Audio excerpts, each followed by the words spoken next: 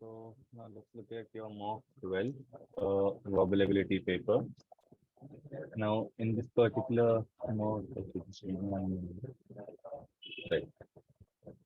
So in this particular mock, we had four passages and yeah, eight other questions, eight other verbal ability questions.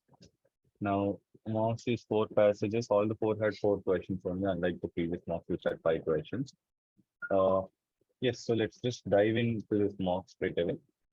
The first passage says the best things in an artist's work are so much more of a matter of intuition that there is much to be said for the point of view that would altogether discourage intellectual inquiry into artistic phenomena on the part of the artist.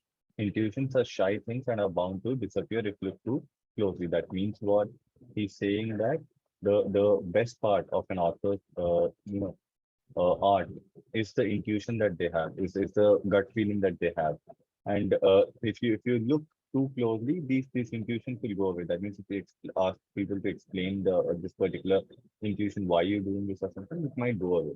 And there's undoubtedly a danger that too much knowledge and training may supplant the natural intuitive feeling of a student, leaving only a cold knowledge of the means of expression in its place. For the artist, if he has the right stuff in him, he has a consciousness in doing his best work of something not in him but through him. He has been, as it were, the agent through which it has found expression. So basically, what he's saying that he's trying to tell that if you give too much training, okay, or if you give too much knowledge, then that natural intuitive feeling will go away. Only that knowledge will be left in how to express this particular art. Okay. But if the artist has the correct stuff in him, if he's really correct, then he does not need that particular thing. Okay, he's not saying that he does not need training. He's saying that he will be able to preserve the intuitiveness. Okay, talent can be described as that which we have, and genius that which has us. Now, although we may have little control over this power that has us, and although it may be as well to abandon oneself unreservedly to its influence, there can be little doubt as to its being the business of the artist to see it that his talent be so developed that he may prove a fit instrument for the expression of whatever, whatever it may be given to express. Just one moment. Right. Right. So what does he say? He says that talent can be described as something that we have. That means we have talent, but genius has us. That means we are inborn, okay, with talent, but genius is something that's bestowed upon us. Now, we don't have a lot of control on that, but we should not, feel that we are abandoning our own, uh, how do I put it? So if you look at this particular sentence, okay, and although it may be as well to abandon oneself unreservedly to its influence, there can be little doubt as to it being the business of the artist to see his talent be so developed. Now, this part is talking about the genius that has us. Okay. So we don't really control our talent and we can't really control how the genius takes over us. So if we are giving away, if we are giving ourselves into the influence, okay, then there will be very little doubt whether the talent will be developed or not. So there he may prove a fit instrument for the expression of whatever it may be given him to express. So if you really have talent, then there'll be very little doubt whether you can be so creative, a genius in a matter that you can express whatever is asked of you. That's what's being mentioned of here. Okay. Yeah. Provided the student realizes this and the art training can only deal with the perfecting of means of expression and that the real matter of art lies above this and is beyond the scope of teaching, he cannot have too much of it. For although he must ever be a child before the influence that moves him, if it's not with the knowledge of the grown man that he takes off his coat and approaches the craft of painting or drawing, he'll be poorly equipped to make the means of conveying to others in adequate form the things he may wish to express. That means if he's not, you know, uh, finding things that inspire him as a child and understand how to express these things as a child, as an adult, he won't be able to do these things. Pure intellect seeks to construct from the fact that brought to our consciousness by the senses and accurately measured world of phenomena uncolored by the human equation in each of us. It therefore invents mechanical instruments to do the measuring of our sense perception as their records are more accurate than the human observation uh, unaided. So what does he say over here? Pure intellect is trying to construct facts what from a consciousness to our senses because we are not, bringing in bias from our side, the human side. It's purely mechanical.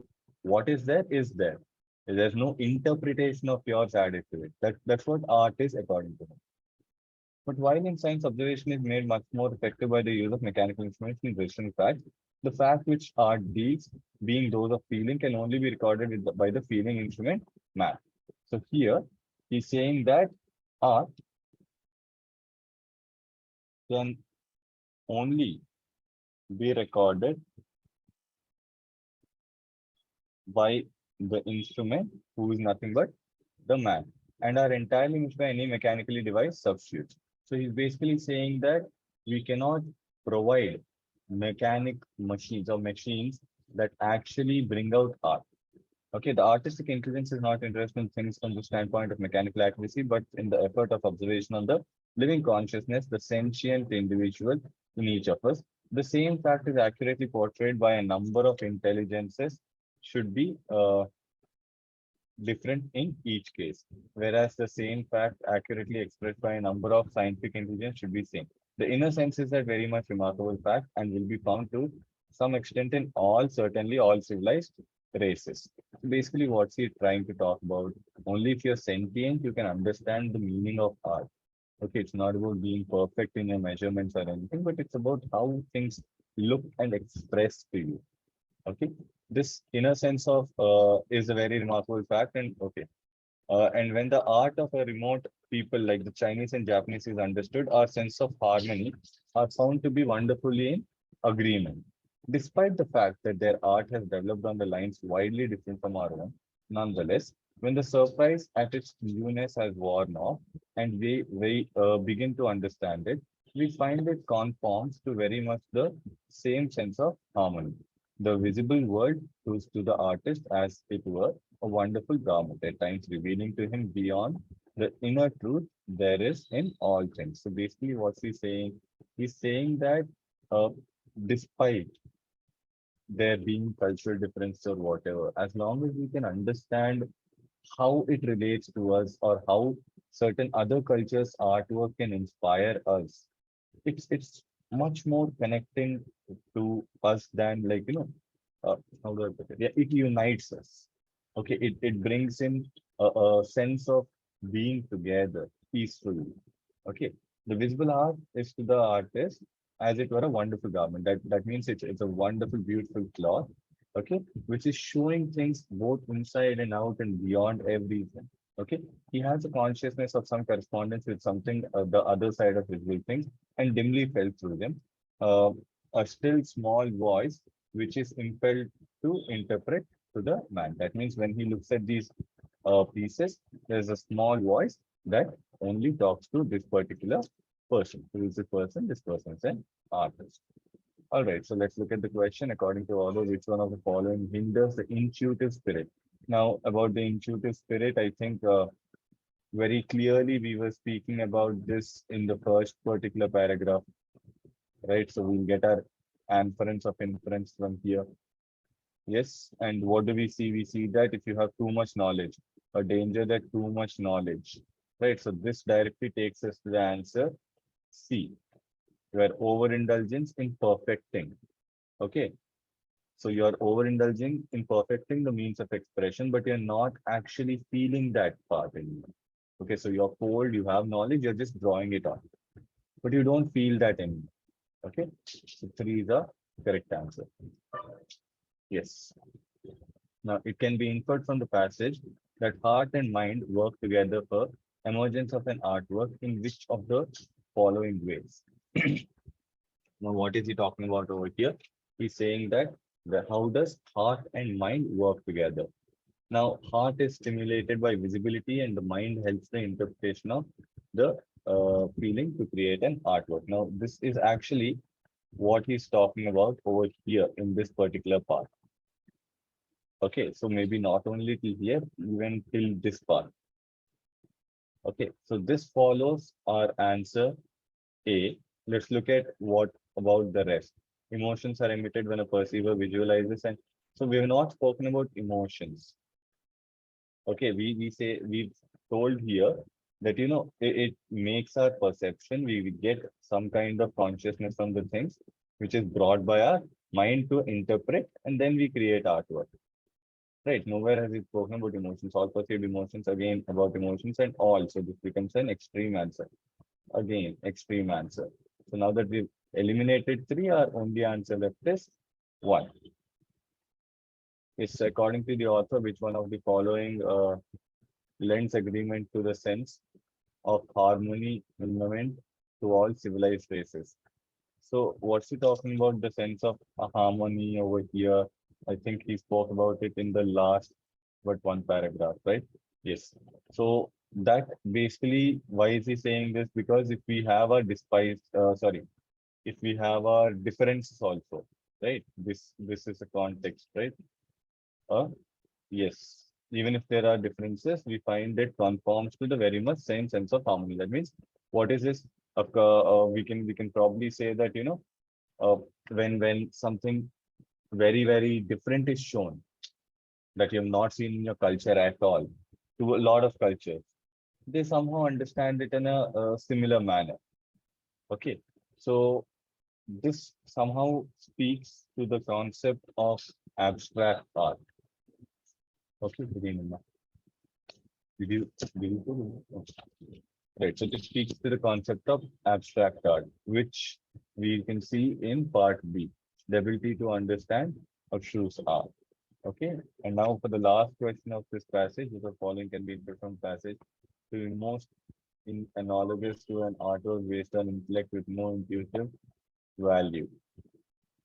Now, although on this question we could have a little bit of debate, okay, because each one has their own interpretations. Now, basically, what he's told here is that if you take away the inquisitiveness, it's almost like you're taking away the childhood from something. Okay, so this distorted mind is not what we are looking for. This and this are opposites. And here you're looking for an insane looking for mental stability, which is again wrong. So out of these two, one will be correct. Okay. And it's like a human body devoid of soul because body is a container, like the art in itself, and you're taking away the soul of art. That's what I think this should be. According to me, the answer should be B. Okay. Yes. Now let's go to the next passage. In the early Roman period of the empire, Romans imitated the Grecians. Okay, Romans are people from Rome, Grecians are people from Greek in their buildings and of magnitude and beauty, forming, however, a style of greater richness in detail, though less charged in effect.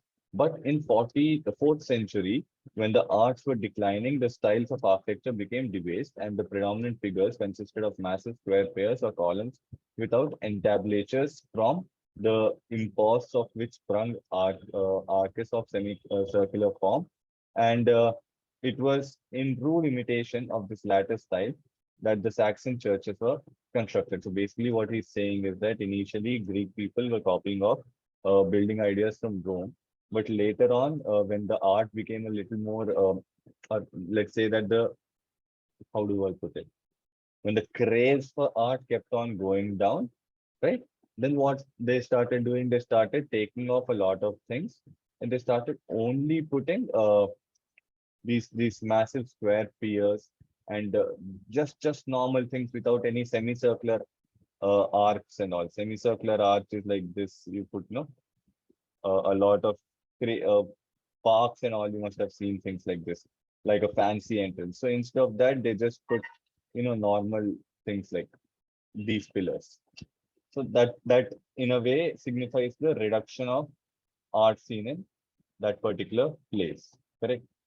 So if we go to the next paragraph, the the Roman basilicas or the halls of justice, which were subsequently converted into churches, to which also their names were given.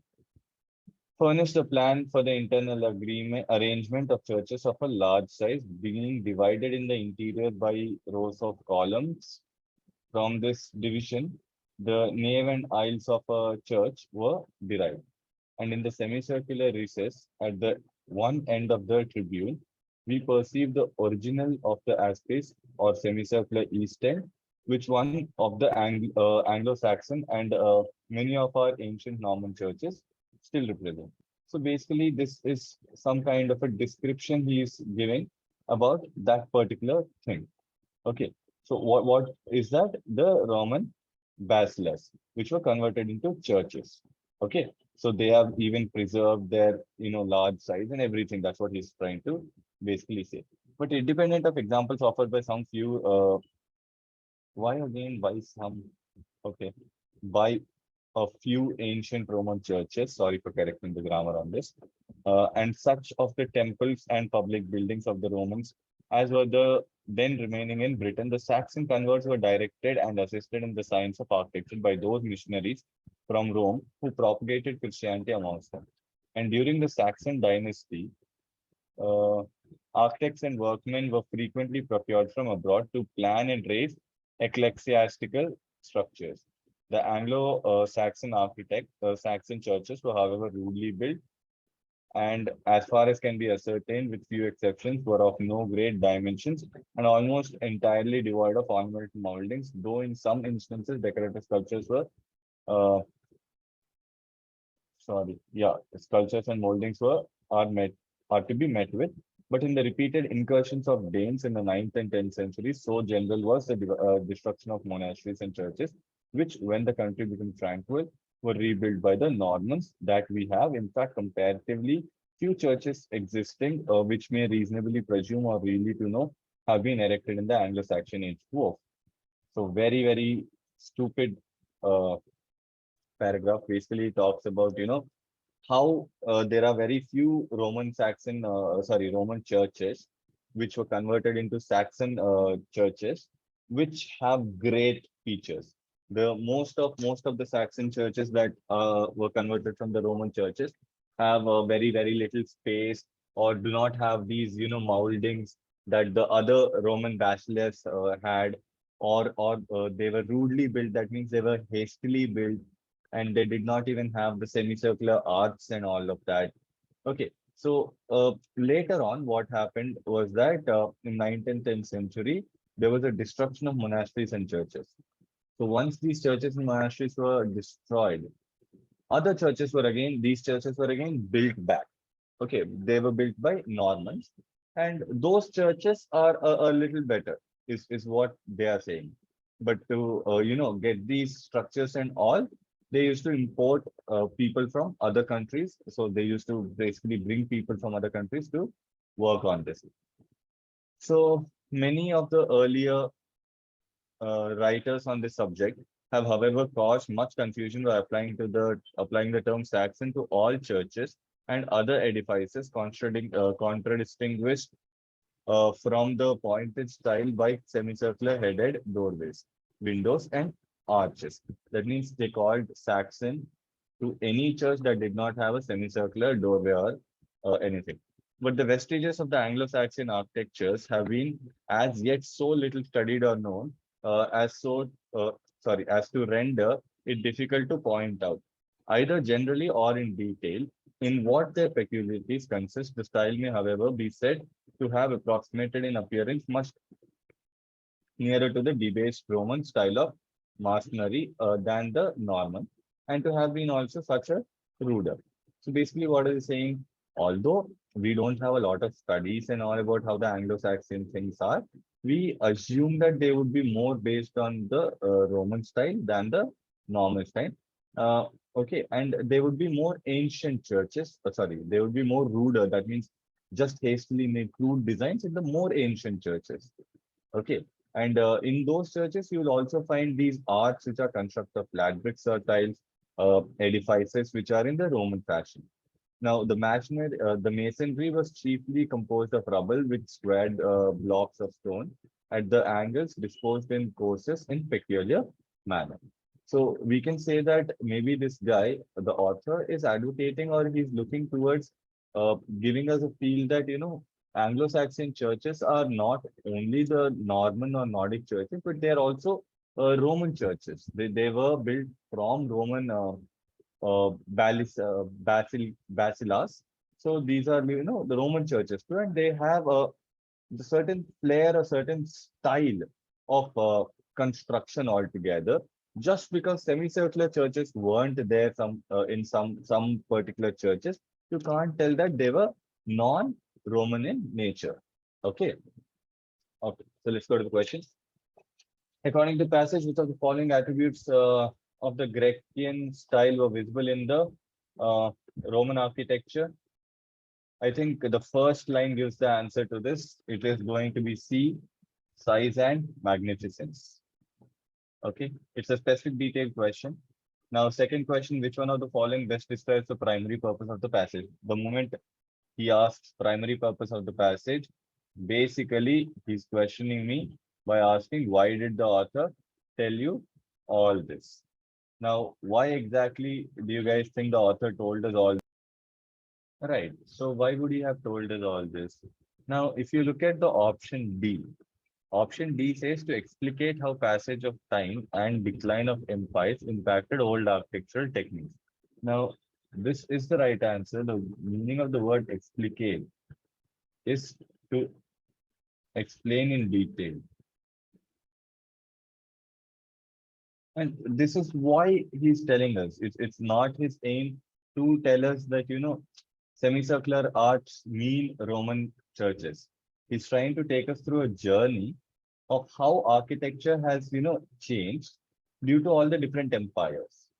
Okay, so D will be our right answer.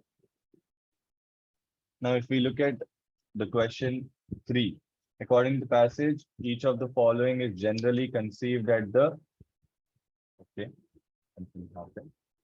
Right.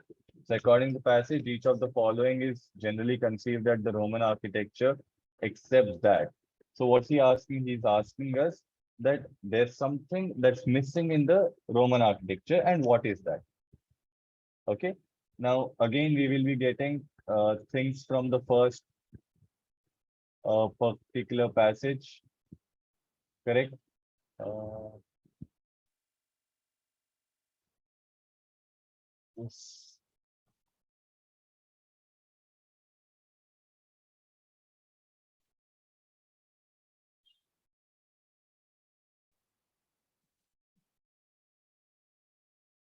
Right, just give me one moment. Let me search for where this answer is.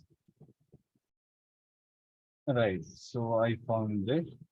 It's over here. The Anglo-Saxon churches, which were the Roman churches, obviously, okay, were however rudely built, and we can understand that there were no great dimensions and almost entirely devoid of ornamental moldings.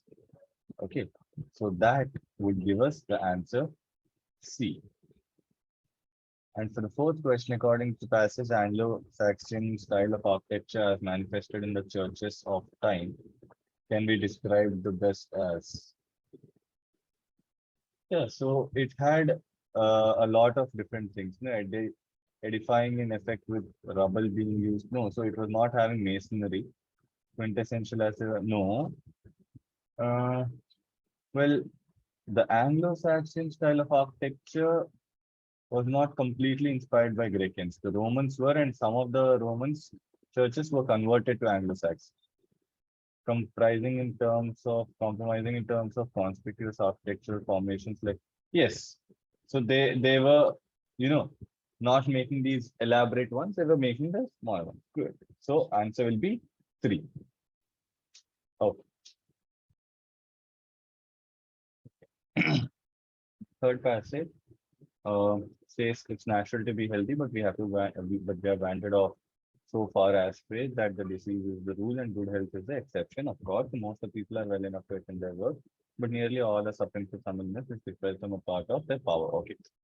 There's too much illness, too much suffering, and too much premature death. We're losing every year a vast army of individuals who are in the productive. And that means young people are dying. A lot of young people are dying. The average individual is of less value to himself, to his family, and to society than could be his bad habits, often which he is often not aware, have brought weakness and disease upon him. These conditions prevent him from doing his best mentally and physically. Okay, so basically he's saying that people's bad habits are getting them diseases, which also is making them not work very efficiently, mentally and physically. This abnormal condition has an effect upon his descendants who may not be born with any special defects, but have less resistance at birth than is their due and consequently fall prey to disease very easily. The state of impaired resistance has been passed on from generations to generation, and we of today are passing it on as a heritage to the children, to our children. So basically, we are saying that we are weakening our, future generations by not being healthy enough. Uh, Yet it is within the power of each individual to prolong his life beyond what is now considered old age, barring accidents which should be less numerous when people are fully realize that unreasonable haste and speed are wasteful, and that the life is more valuable than accumulated wealth. Human life could and should be a certainty. There should be no sudden deaths resulting from popular diseases of today. All civilized nations have decayed after growing and flourishing for a few centuries, usually about 1,000 years or less. With the advance of civilization, the people change their mode of life from simplicity to luxuriousness and complexity. Thus, individuals decay, and in the end, there's enough individual decay to result in a national degeneration. So basically, what's he saying? From simplicity, we're moving on to luxuriousness and complexity, which is basically making sure that we do not become very, very healthy. And so it is going to degenerate our entire country. Okay, when this process has advanced far enough, these people are unable to hold their own. There's a point of refinement beyond which people cannot go and survive. Nations, like individuals, generally do better in moderate circumstances than in opulence. Opulence is extreme. Okay. Nearly all can stand poverty, but only the exceptional individual or nation can bear under riches. Nature demands of us that we exercise health, both body and mind. Civilization is not inimical to health and long life. In fact, the contrary is true. For as the people advance, they learn to master the forces of nature, and these forces under control, they're able to lead better, healthier lives. But if they become too soft and luxurious, there's decay of moral and uh, physical fiber.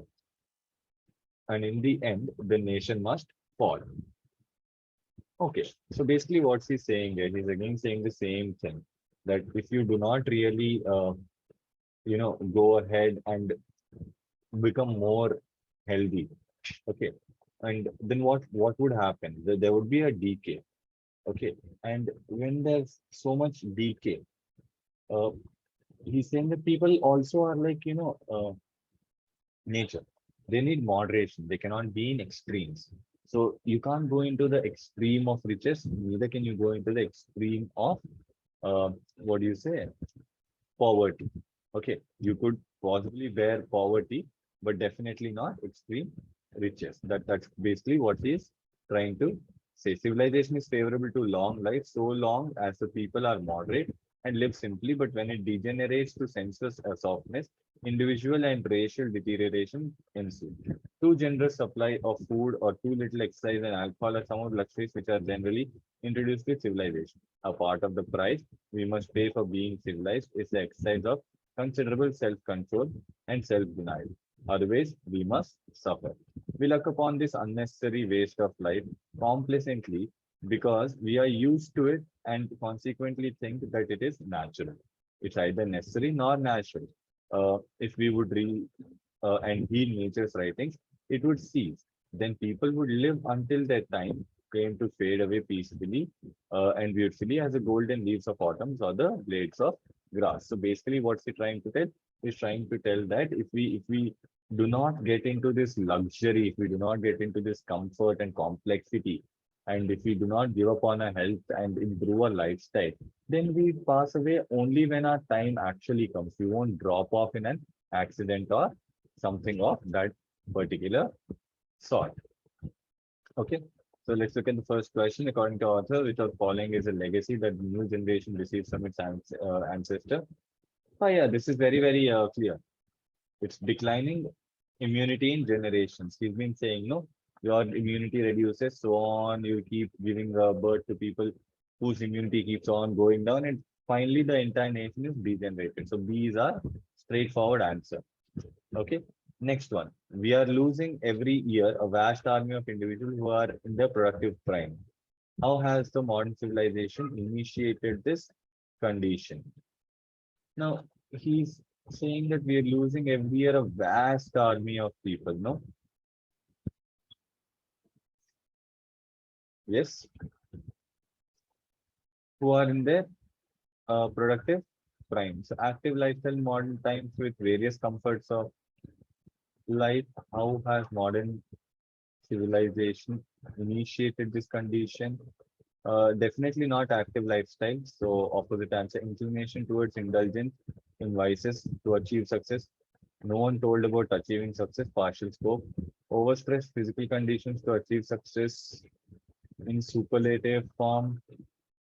Did he talk about success? Why are so many options talking about success?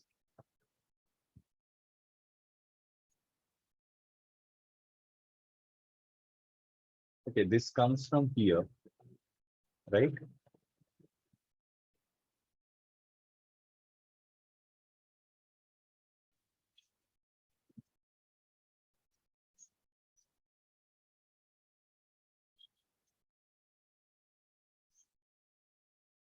Huh? I'm, I'm recording the now. Yeah. Right, yes. So he did speak about achieving success. Not particularly, but he's told that, we want to be in the best of the conditions. Right. Okay. So in that case, also, this is partial scope because we are not getting about the best of conditions here. In this, we are getting about the best of the condition. Right. So we can say that maybe C is our answer.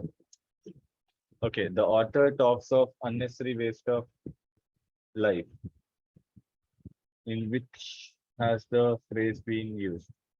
There we are.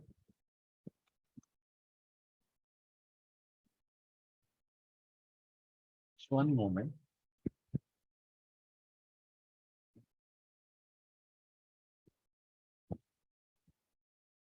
Oh, this could be only an inference. So if we were to look at it a little more carefully, now the entire passage main idea is about how convenience plus luxury plus complexity is making us lose health, right? So we are unable to achieve success at the best, not achieve success. Sorry, my bad. I took the opposite view of it. The answer should not be C or B. That's what I was thinking. The achieving success part is not there, and this will be an opposite answer. The only choice is D, but I'm not entirely confident with D, but the only choice left is D. So we're going to go with it. Yes, the author talks of unnecessary waste of life. In what sense has the phrase been used? I think this is pretty straightforward. This is D, self-destructive activities of the people. Yes.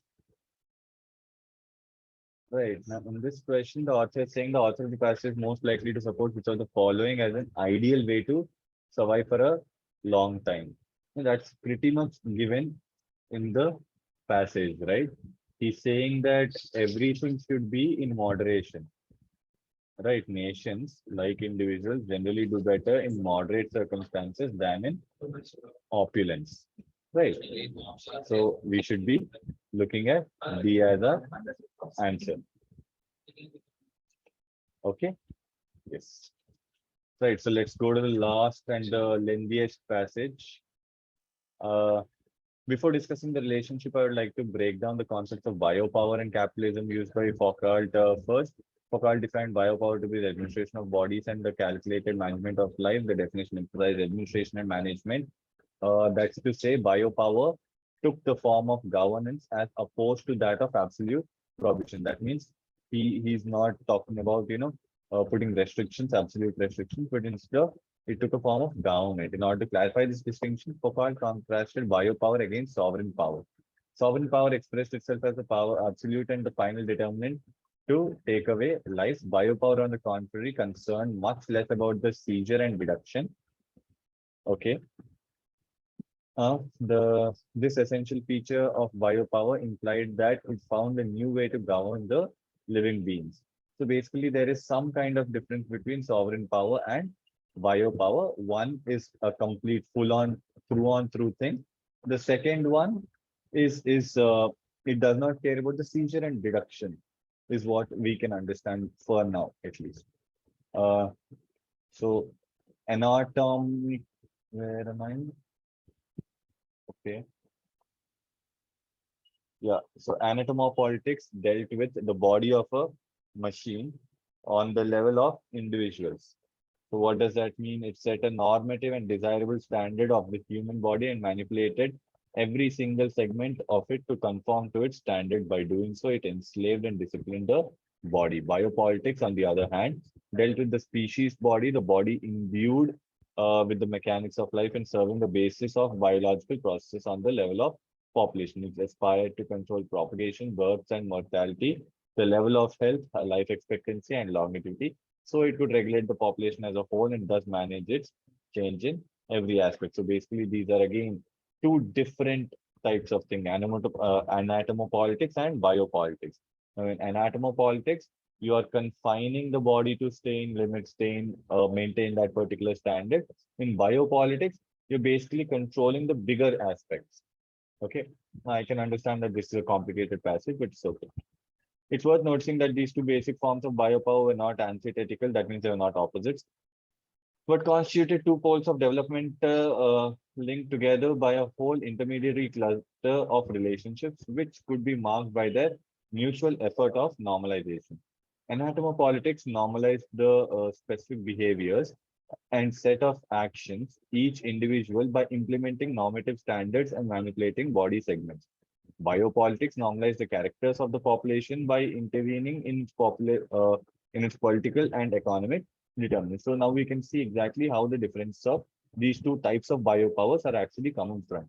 Since Foucault's argument focused on biopower, he did not provide a clear definition of capitalism. His concept of capitalism, however, can be deduced from his explanations. First, Foucault argued that the development of capitalism required adjustment in the machinery of production and economic processes, as well as a stable, competent labor force. So basically, Foucault's idea of capitalism came through the machinery and the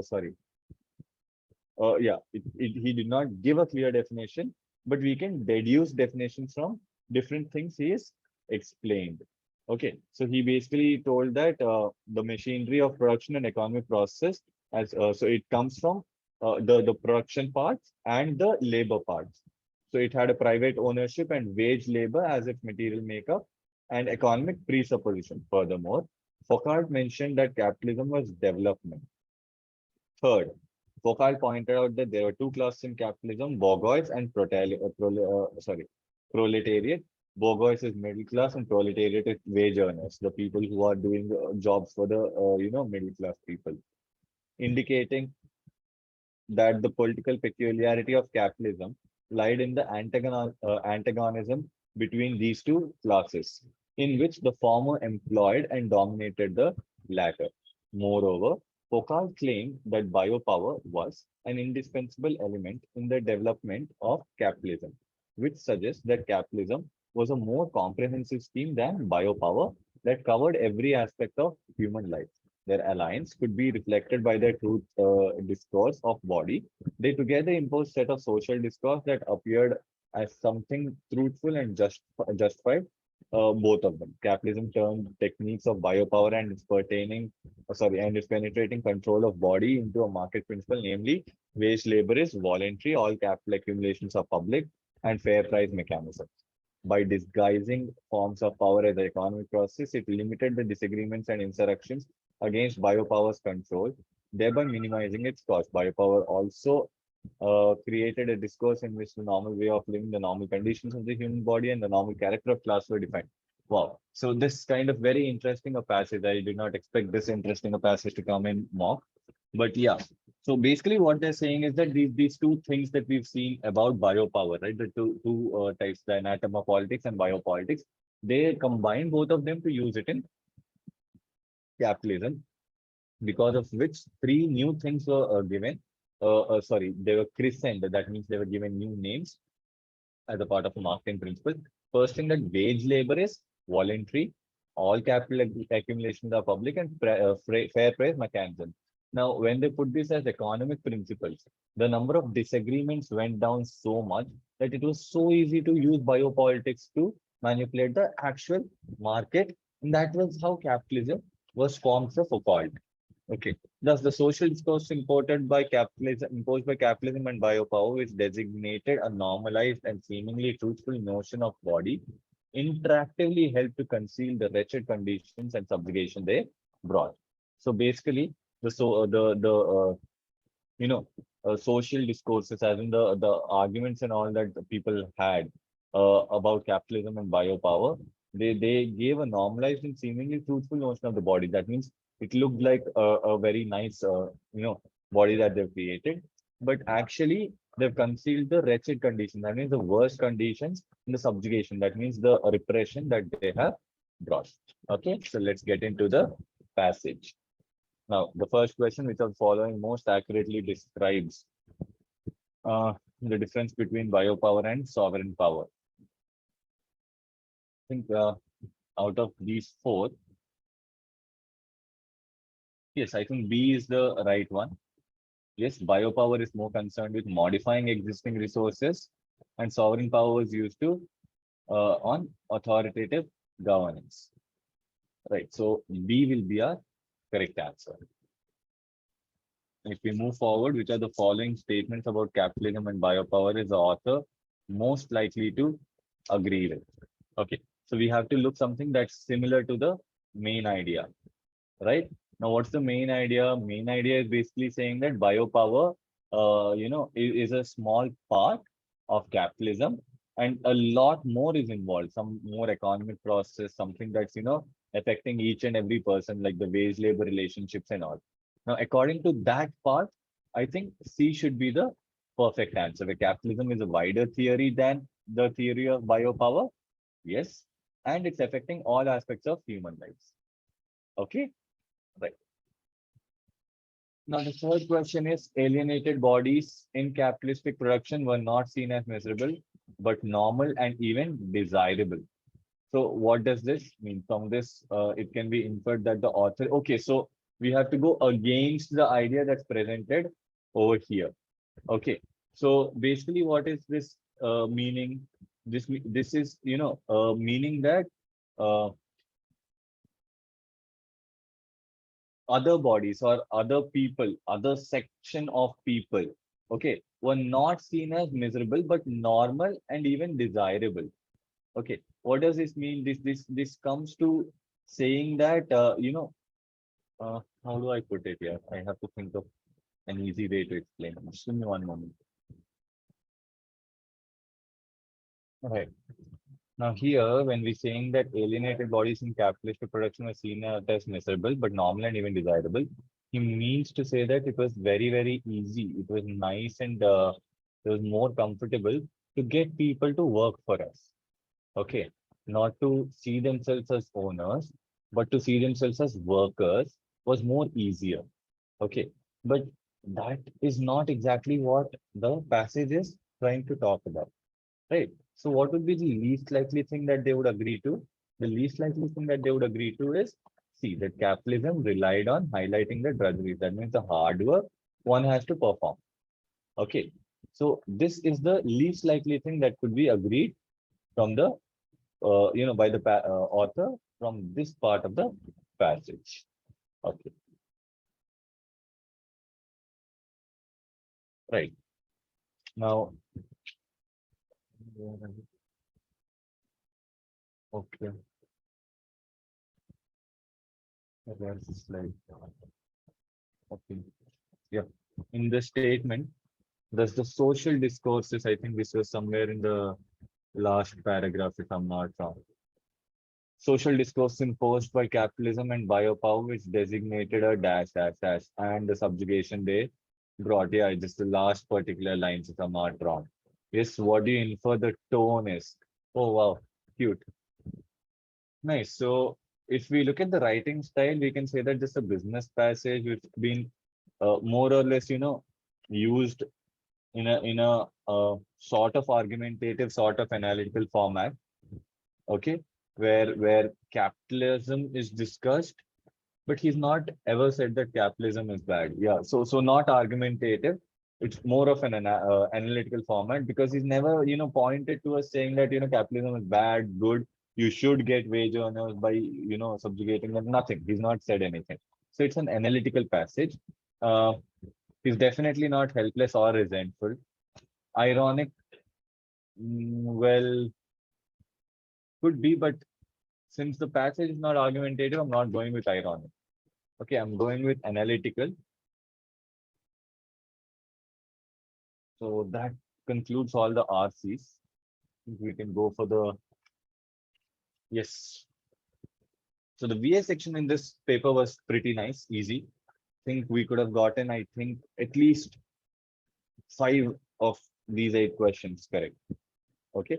So now in this particular thing, it's a parajumble. Debates about economic globalization are often dominated by hedgehogs, actors who interpret and evaluate the dynamics and consequence of globalization through a single lens. On this view, economic liberalization. So nowhere has he spoken about economic liberalization so far. Take the narrative that dominated the debate. Okay, so here he's introducing the debates. Here he is talking about the debate. So I can maybe say 1 and 3 are a concomitant pair.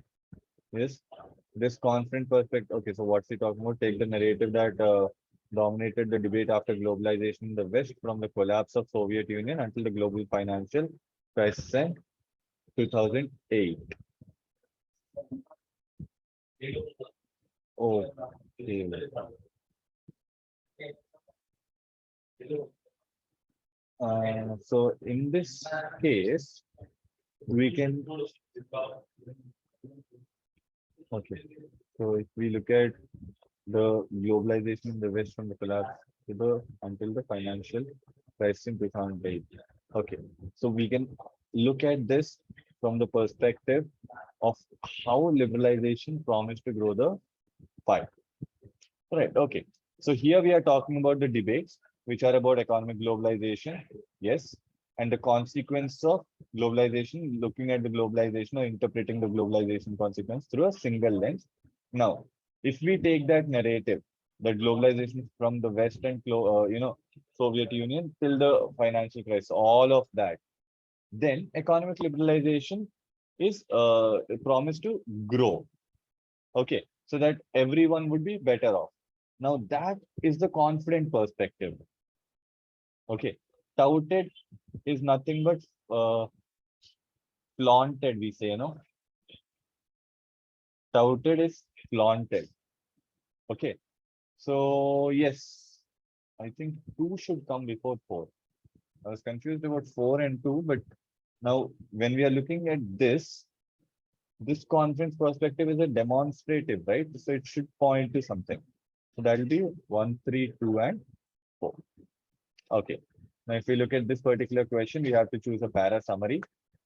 So when natural philosophy began to slowly develop into physics and other natural sciences, learned speculation in the human domain did not immediately follow the suit. Okay, but it too gradually developed into what we now know, what we now call the social sciences, and the study of language was one of the earliest adopters of the new methods. Its practitioners were poor and over ancient texts. Okay, would go over. Okay, pour means not pour. Pour is read over.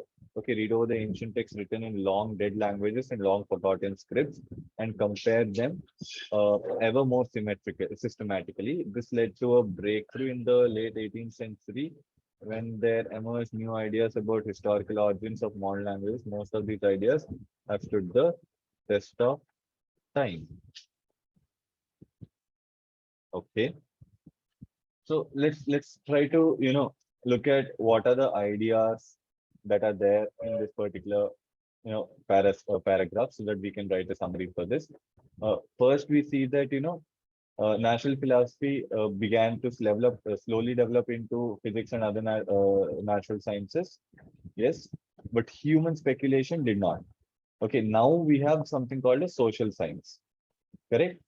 So, and this whole thing, the study of social science and the study of language, were the earliest adopters of the new methods.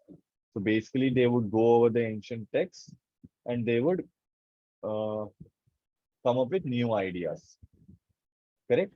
And these new ideas all tested the or stood the test of time. That means these are all time tested. That means they will be constant for a very, very long time. Now, according to that criteria, the languages developed as a result. No, these are not the languages that were developed as a result. It was a study of those languages itself. Historical text is partial scope, right? Because he's spoken about ancient texts, the famous historical text. Okay, fine, let's take it as that. But played important on systematic with respect to origins of modern languages. So it's kind of very partial scope. This does not show about, the evolution of anything. There was a gradual development of study of language and formation of various time-tested views. No, yeah, I think D should be the right answer. Study of language generally adopted the method of speculation, which is what came the earliest adopter, right? To permit debates about its origins and development of the time-tested ideas. Yes. So D will be a correct answer. Now, this is also an para summary. So, in a world where social place was determined by birth, the idea that political leadership and social preeminence should derive from an individual's talents and virtues was in many ways revolutionary. Nevertheless, demands to create a thoroughly egalitarian society or democratic government, perhaps by eliminating private property or selecting rulers by law, were few. Instead, 18th century debate about civil society and political governance focused principally on balancing the claims of rights and privileges of merit and thus competing pulls of equality and difference. It was this debate that pushed the questions concerning the nature of virtues and talents to center stage. Very nice. Very, very simple. Very, very nice. Crisp paragraph. So basically, what's he telling? Initially, people used to determine the place, social status, okay, based on birth. But slowly, okay, it became an egalitarian society. Sorry, it was an egalitarian society. Okay, sorry, it was an aristocratic society. But the demand to create an egalitarian society or a democratic government came up, which encouraged people of every competing the pulse of equality and difference center from everywhere. Okay, to claim their rights and privileges of the merit. That means they moved from birth order to merit. So anti-reservation kind of a thing, basically that time. So the revolutionary ideas of could gather little appeal. Hmm. So opposite answer, 18th century was significant evolving phase that total disconnect of merit. No, that's not what we're talking about. An egalitarian can be said to have founded in 18th in the backdrop of debates about balancing claims of okay, makes sense, but this not about the egalitarian society in itself. Yes, this was about encouraging the shift of focus on merit. So D will be our right answer again. I think a lot of answers in this are D. Am I going wrong somewhere? I'm not sure. Okay, 5 sentences are related to topics. So this is an odd man out. Yes, let's quickly go ahead with this. When the child grows and develops, he becomes capable of perceiving things as they are. At this point, he learns to give them names. All these experiences become crystallized and then integrate them in his psyche as experience. It's hardly different from what he was before birth. He's not yet aware of the world outside of himself. He learns to perceive many other things as being different, as having existence of their own. Wow. So if you look at it from a jumbles approach, uh, it's a little lengthier, but if you're looking at a purely odd man out approach, the tangential approach that I was talking to you guys about in your odd man out classes, you can see that only in 4 we are talking about how a person your baby or a child is, before birth. All the other four are after birth. So very clearly, four is out of the, odd man out.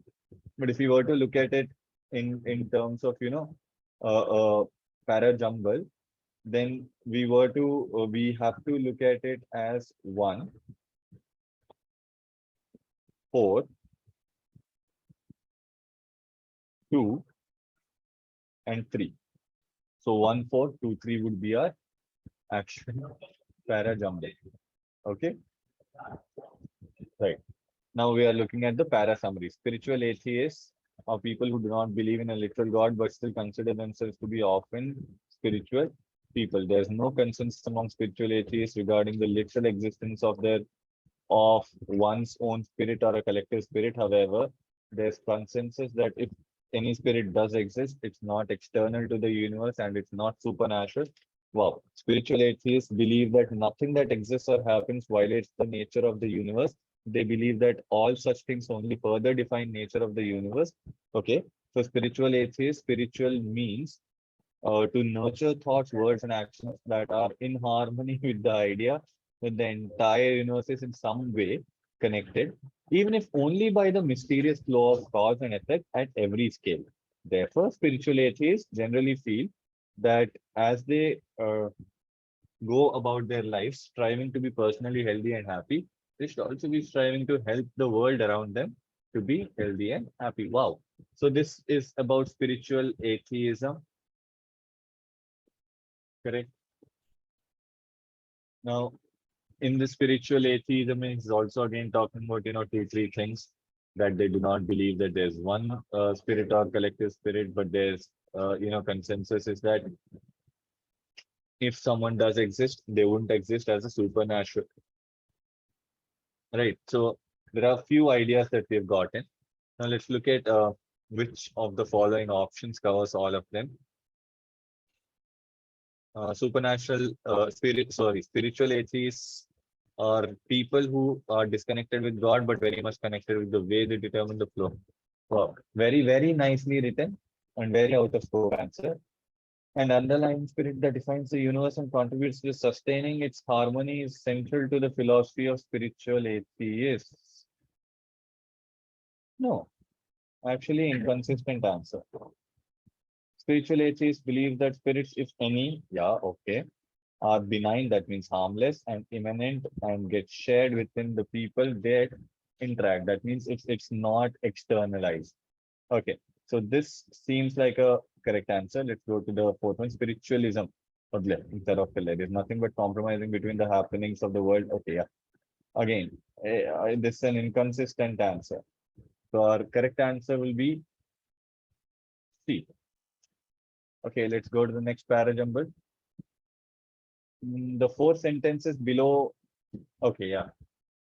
This encourages the hoarding, so obviously not our first statement, definitely not our first statement. As with urban living from distance of 10,000 years, an appeal of agriculture is far from obvious. The products of agriculture, okay, so definitely I can say that 3 comes after 2, not immediately after. I'm not sure about that yet because I've not read fourth one yet. But yeah, because in 2 he's introducing agriculture and in 3 he's talking about agriculture, 3 will be after 2. We don't know in which order yet. Okay. So now if we move forward, the products of agriculture in turn became bound in imagination and then in law to the particular episodes of labor that had yielded them. Now he's not spoken about who had, produced them or who had yielded them and what episodes of labor yet. So definitely 2 is not, 3 is not after 2. Even in 1, he's not spoken about that yet. So definitely, 3 is before 1. So we have 3 after 2 and 3 before 1. Now 4, cultivation and herding required more labor than gathering and hunting, and the labor had to be coordinated in ways that demand new kind of cooperation and deference to authority. Okay, so he's basically comparing between uh, cultivating and herding and gathering and hunting. So basically he's talking about, how uh, agriculture and like urban living have come all the way. Okay, so we can go with 2, 3, 4, no, 2, 4, 3, and 1. Yeah, we can definitely go with 2, 4, 3, and 1, where it's talking about the urban living. Okay, and the appeal of agriculture is very far away. Okay, then we are talking about how different activities have to be coordinated in that time, whereas now there's some kind of a corporatism and defense deference to the authority. Okay, and then we can go about talking the how the products of agriculture were became because of the yield of the labor. And last but not the least, this encouraged the hoarding of surpluses, undetermining mutual assistance and constant inequality. That means this led to those three things. Although they're not very, positive, they're all negative things in fact. But what can we do? That's what you get when you are going corporate, right? Okay, so the next one is an odd man out. Uh, let's read it. Suppose it was possible to delete all bad genes and replace them with good genes without any risk to health. Okay. Everyone would like to have children who are healthy, beautiful, and gifted. Wow. So maybe I can definitely say that one is connected to two. The human body and mind highly complex and delicately balanced as a result of eons of gradual and exacting evolution are almost certainly at the risk from any ill-considered attempt at improvement. Okay. But people vary widely in all these qualities, depending on their parents, genes, and the pure luck of the draw at conception when each child gets allotted random selection. Okay, one day people may view sex as essentially recreational and conception as something best done in the laboratory.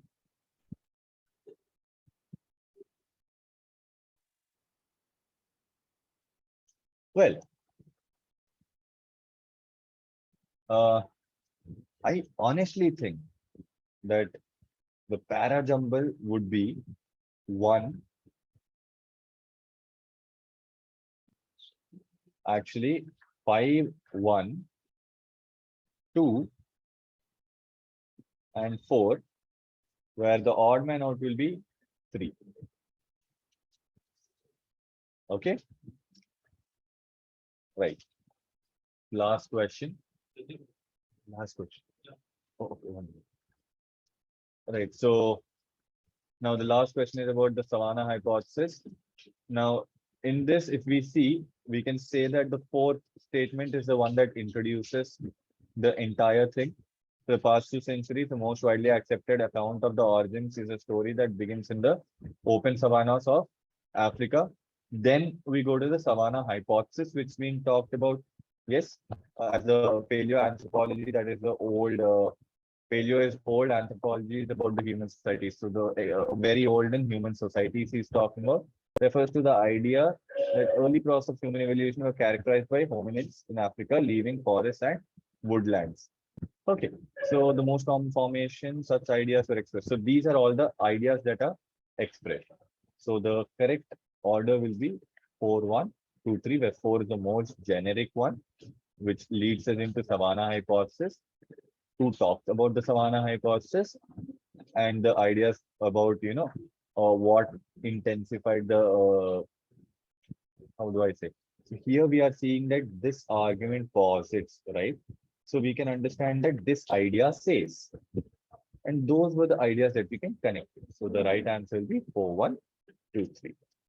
All right, so I think that's the end of the mock. Thank you.